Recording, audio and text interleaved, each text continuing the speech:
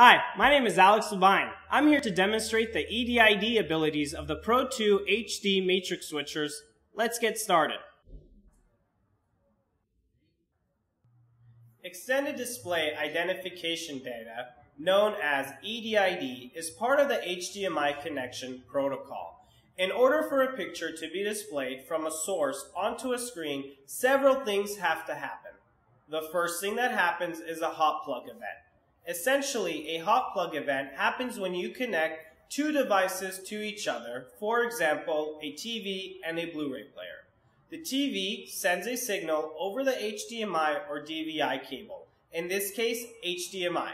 It says, "Hello, I can do the following," which then starts the exchange of information between the two devices. The two items that the devices discuss are HDCP, High Bandwidth Digital Content Protection, and EDID, Extended Display Identification Data. EDID determines what kind of picture or sound you can receive.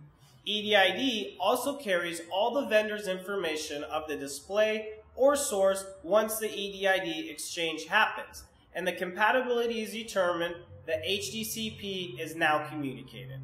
HDCP is a quick permission check by the devices to ensure they're both compliant with current standards set by the motion picture industry to protect media content. This is especially important with Blu-ray players, as all signals from Blu-ray players have HDCP content, and if your display is not compliant, you will receive no sound or video. Before you start setting up your EDID, I would recommend a system diagram.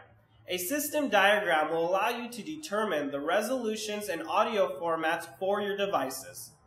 I've created a quick system diagram to show you just a few problems that might arise in the field if not planned out ahead.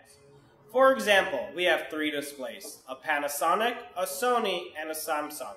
As you can see, we've also noted the resolution, audio formats, and if the display has 3D compatibility features.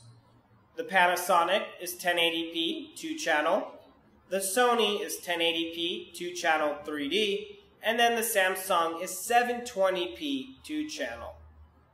As you could also see on the bottom, we have three different types of sources.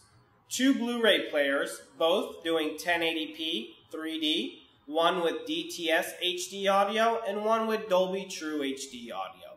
And also a cable box, which is 720p or 1080i with 2-channel, depending on what setting you choose. Let's go with 1080i for right now.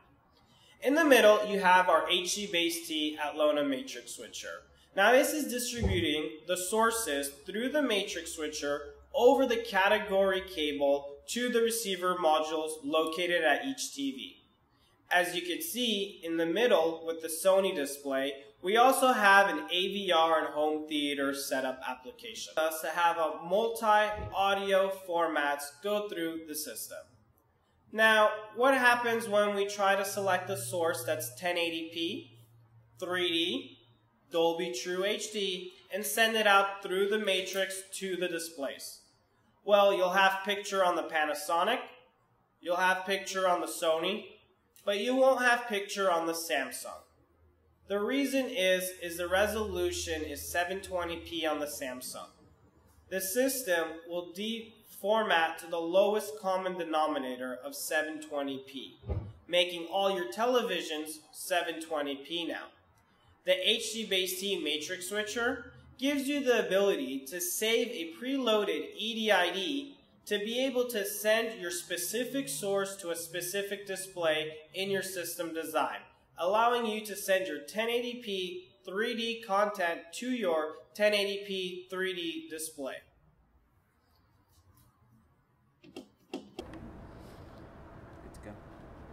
So you'll first want to start off at our home screen. Over here, you'll want to push Function, and make sure you pick the EDID function. Once the EDID function is chosen, we're going to choose number 1 to copy up to 8 EDIDs. Now you'll select your output. In our case, we're going to select output number 1. Press Enter to confirm. Now you'll pick a memory slot. You'll have 1 through 8. we're going to start with number 1. Press enter to save on memory slot number 1.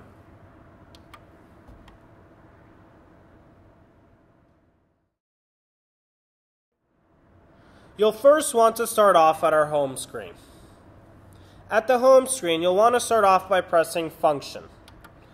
Make sure to choose the EDID function on your matrix switcher. Once chosen, now we're going to choose option 2 to choose an input EDID. Now we're going to select an input. In our case, we're going to start with input 1. Once input 1 is selected, press enter to confirm. Now you'll have 2 different modes, default or saved EDID. We'll just go ahead and start with default. Now the input is saved to your default setting.